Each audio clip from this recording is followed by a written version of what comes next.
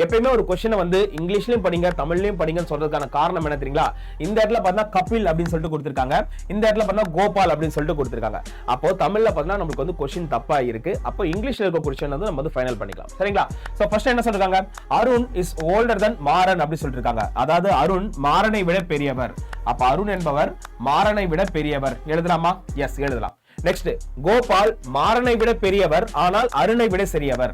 அப்ப கோபால் என்பவர் மாறனை விட பெரியவர், அருணை விட சிறியவர் என்ன பார்த்தோம்? சோ இதுதான் பார்த்தா அதோட அலைன்மெண்ட். அப்போ ஏ தான் இருக்கறதுல பெருசு, அடுத்தது கோபால் வராரு, அடுத்து மாறன் வராரு. நெக்ஸ்ட் இங்க பாருங்க, கபில்னு கொடுத்திருக்காங்க, இங்க கோபால்னு கொடுத்திருக்காங்க. அப்ப கோபால்னு ரெண்டு டைம் வரதால தமிழ் கொஸ்டின் வந்து நமக்கு வந்து தப்பா தான் இருக்கு. 2025 இந்த மாதிரி வேலையெல்லாம் டிஎன்பிஎஸ்சி பார்த்துட்டு தான் இருக்காங்க. நம்ம இருந்தாலும் சுதாரிச்சுட்டு என்ன பண்ணணும்? இங்கிலீஷ்ல இருக்கக்கூடிய கொஸ்டினை ஃபைனல் பண்ணிக்கலாம். Kapil is younger than Ram அப்படி சொல்லிருக்காங்க. அப்ப கபில் சின்னவனா ராம் சின்னவனா அப்படின்னு சொல்லிட்டு பண்ணா கண்டிப்பா ராம் தான் சின்னவன். அப்ப ராம் கபில் எழுதலாமா? ஓகே. சோ நெக்ஸ்ட் பாருங்க, Maran is older than Ram அப்படின்னு இருக்கு. அப்போ ஓல்டர் than ராம். அப்போ நம்மளோட அலைன்மெண்ட் எப்படி பாரு போது இருக்கலே அருண், கோபால், மாறன், ராம் அண்ட் கபில் எழுதுறான். சோ இப்போ நம்மள என்ன கேட்டிருக்காங்க? ஓகே, இருக்கறதுலயே பாத்தீங்கன்னா நடுவில் இருப்பவர் யார் அப்படி சொல்லிட்டு கேட்டிருக்காங்க. அப்ப இந்த பக்கம் ரெண்டு பேர், இந்த பக்கம் ரெண்டு பேர், நடுவுல யாருப்பா இருக்காரு?